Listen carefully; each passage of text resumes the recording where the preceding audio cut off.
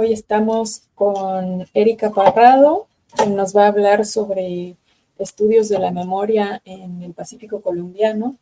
Y esto es para invitarles el próximo jueves 27 de junio a las 16 horas en la sala 307 del IEDAL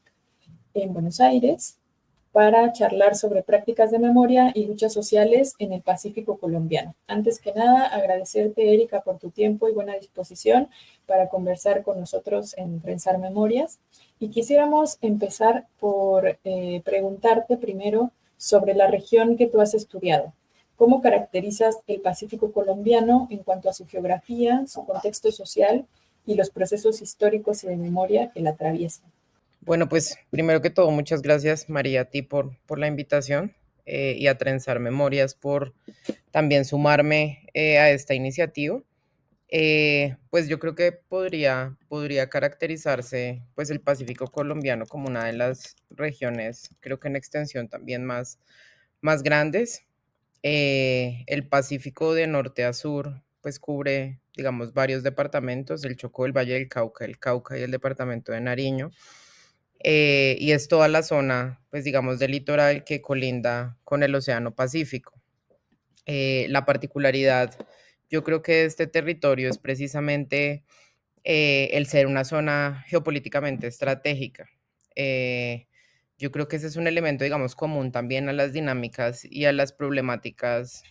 coyunturales en América Latina, desde México hasta el sur del continente,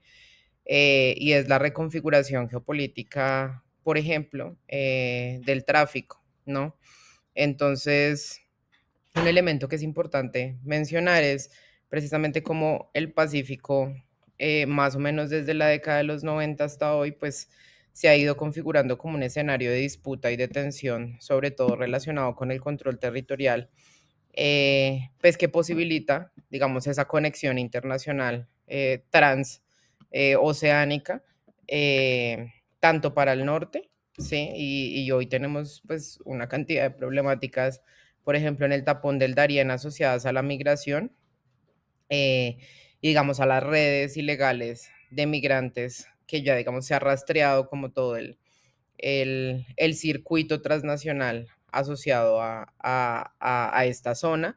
Y en el caso del sur, pues también digamos la presencia internacional de carteles que también pues tienen una conexión que de una u otra manera también afecta como al territorio.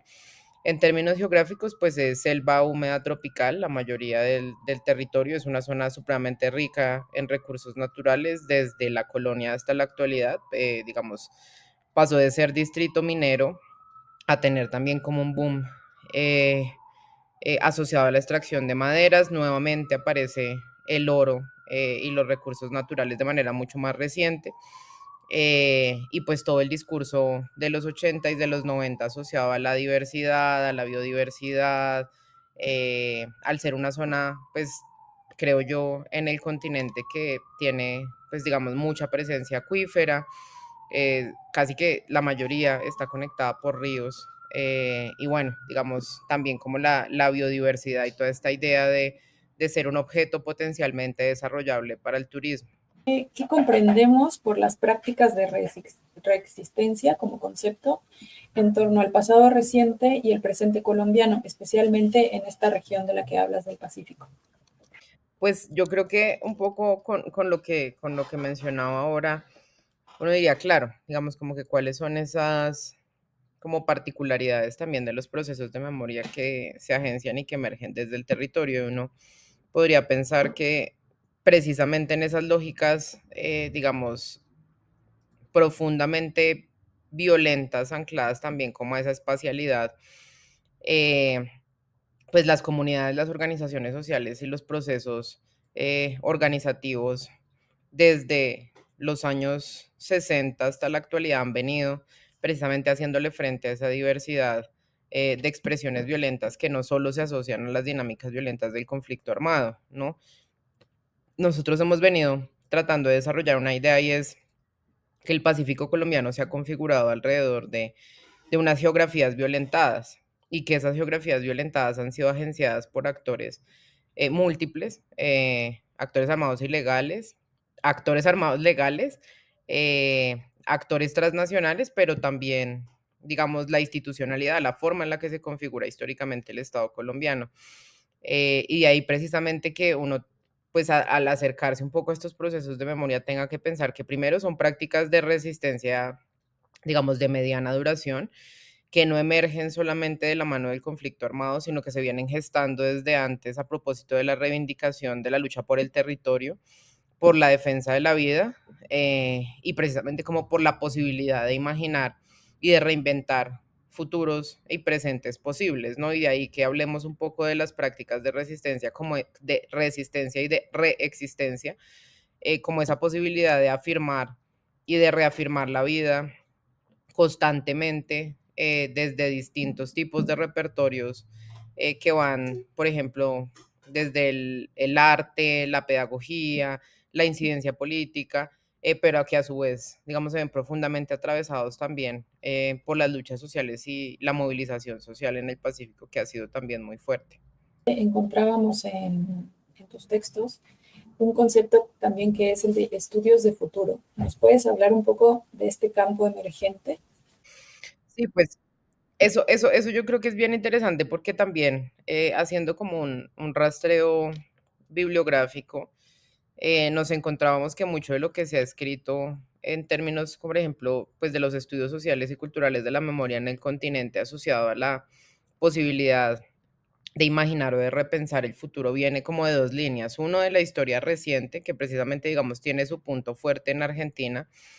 y es, digamos, toda esta escuela que empieza a reflexionar también sobre la relación, pues por el tiempo histórico y cómo precisamente, digamos, se tienen que empezar como a romper esas, no solamente lecturas lineales sobre el tiempo, sino también asociadas como a estos dispositivos transicionales, que lo que terminan haciendo es como casi que forzando a imaginar un proyecto colectivo común mediado por el discurso nacional. Y de ahí pues emerge un poco esta línea y es, bueno, la gente cómo se imagina colectivamente sus territorios, cómo se imaginan también ellos, digamos, otros proyectos posibles y no, digamos, dejarlo como en el plano de como de la imaginación sin agencia, sino más bien como también ellos aportan en esa lógica, digamos, de construcción de ese imaginario, posible, para sus comunidades y sus territorios. Pero digamos, la otra línea que yo creo que también es clave son las reflexiones que se han venido gestando, sobre todo como desde los estudios de coloniales y descolonizadores. Y ahí yo creo que el trabajo pues de Silvia Rivera Cusicanqui es clave, pensando precisamente pues como la memoria, más allá de ser como un dispositivo, que emerge para dar cuenta de lo sucedido en el pasado en el marco del presente, lo que cuestiona es precisamente la relación con el tiempo histórico, siempre estando el futuro mediado por la relación con el pasado. ¿Por qué es importante pensar y dialogar sobre estas cuestiones en el contexto actual colombiano y latinoamericano? Pues voy a arrancar un poco por la segunda parte. Yo creo que, América Latina hoy es como el reflejo de cómo precisamente, por más que creamos que los discursos sobre los derechos humanos, la memoria y los dispositivos transicionales y los marcos jurídicos transicionales en el continente, pues en cualquier momento tambalean, ¿no? Y precisamente yo creo que, más allá de asumir que si bien la memoria tuvo un boom muy fuerte durante la década de los 2000 en el continente, bueno, y a nivel mundial,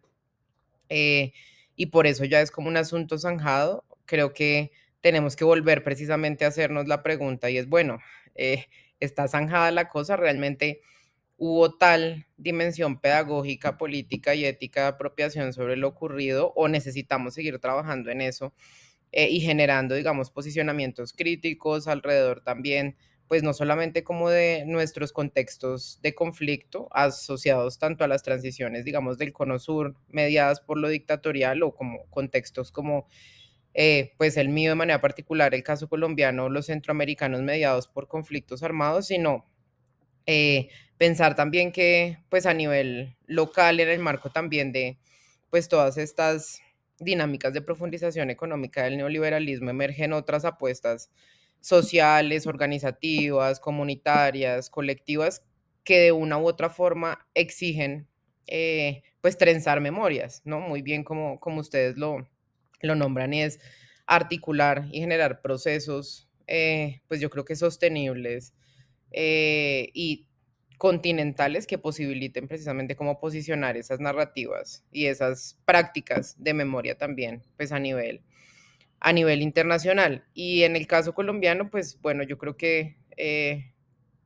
el país ha demostrado también que esta idea como del tránsito al posconflicto no se ha dado de esa manera.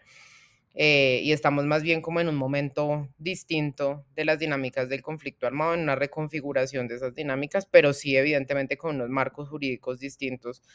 que han posibilitado también que emerjan otras narrativas. Y esas narrativas yo creo que hoy tienen mucho que decir a propósito también, no solamente de lo ocurrido, insisto, en el marco del conflicto armado, sino de esas violencias de larga duración y de esas resistencias de larga duración también que se han dado en el país. Las zonas de Cauca, el Valle de Cauca, Chocó y Quindío siguen siendo territorios golpeados por el conflicto, a pesar del último acuerdo de paz, como bien mencionas. ¿Qué respuesta desde las comunidades y colectividades movilizadas emprenden frente a estas violencias diversificadas y degradadas? Yo creo que esa es una pregunta muy compleja porque eh, yo creo que pues mucho de la región del Pacífico salió de ese discurso como de los 90, más bueno, como antecitos, como que pensaba que era una región que precisamente por sus particularidades geográficas y como por cómo se va construido históricamente en el territorio, pues no había sido afectada por las violencias del conflicto armado como si otras regiones del país. Llegan más o menos los 2000 y el Pacífico es realmente el lugar, digamos, de tensión donde más, pues como con más fuerza se desarrollan muchas de las violencias, sobre todo agenciadas, por ejemplo, por el paramilitarismo. Viene toda la desmovilización del 2005 de las AUCs, todo el proceso, digamos, que se da de justicia y paz, y luego viene en el 2016 el acuerdo de paz con las FARC, y también, digamos, todo el vacío y la ausencia de control territorial por parte de este actor, y ahora, digamos, el nuevo copamiento por parte de grupos armados de las disidencias, pero también de grupos armados que tienen también una relación ya,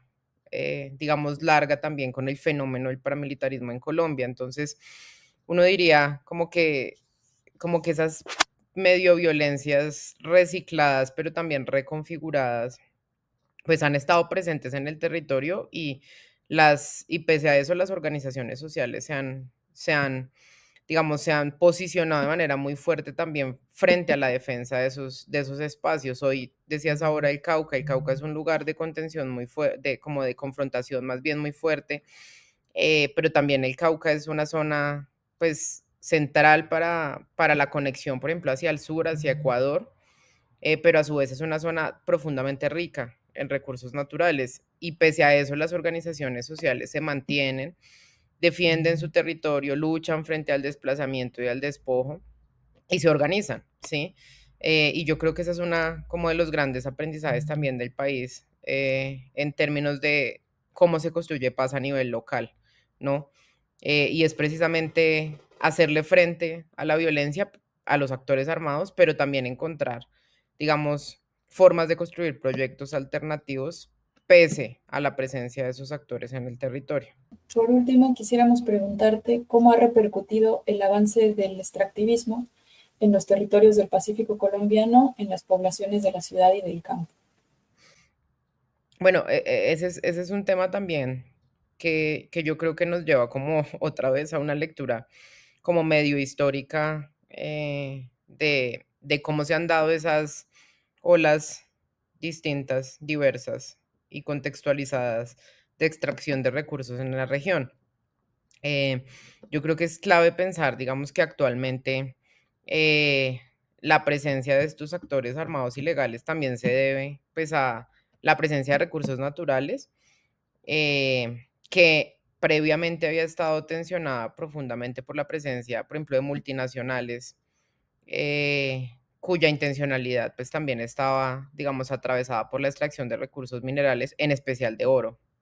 ¿no? Entonces, yo creo que la como mucha gente dice acá en el país también, como que la riqueza del territorio ha sido como a la vez la maldición,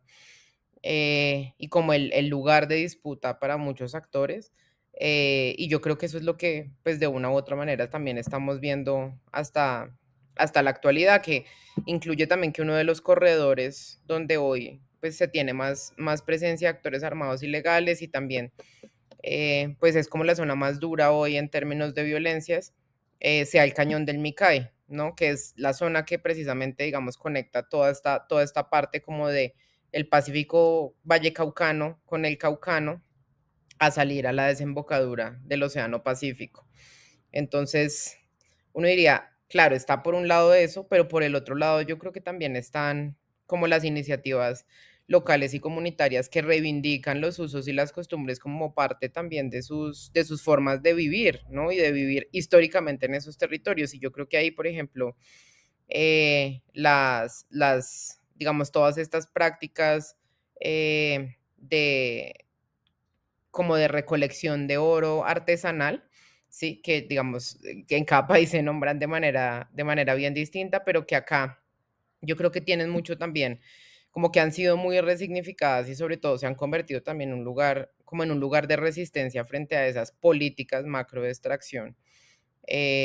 aunque también pues tienen todas, digamos, todo un trasfondo, digamos, que tendríamos que profundizar también, digamos, como asociado a esos retos que implica sostener pues estas prácticas a nivel local. Muchas gracias por darnos esta entrevista, por hablarnos un poco de tu tema de investigación y, como dices, ¿no? Y cito textual, cómo activar la imaginación del futuro en contextos afectados o fracturados y dislocados por violencias diversas, que creo que en nuestro contexto actual, tanto para América Latina como a nivel incluso internacional, es muy importante esta reflexión. Como bien dices, continuemos trenzando memorias y reiterar la invitación para que nos acompañen el próximo jueves 27 de junio a las 16 horas en el Instituto de Estudios de América Latina y el Caribe, sede Buenos Aires, para seguir conversando de este tema. Muchas gracias, María.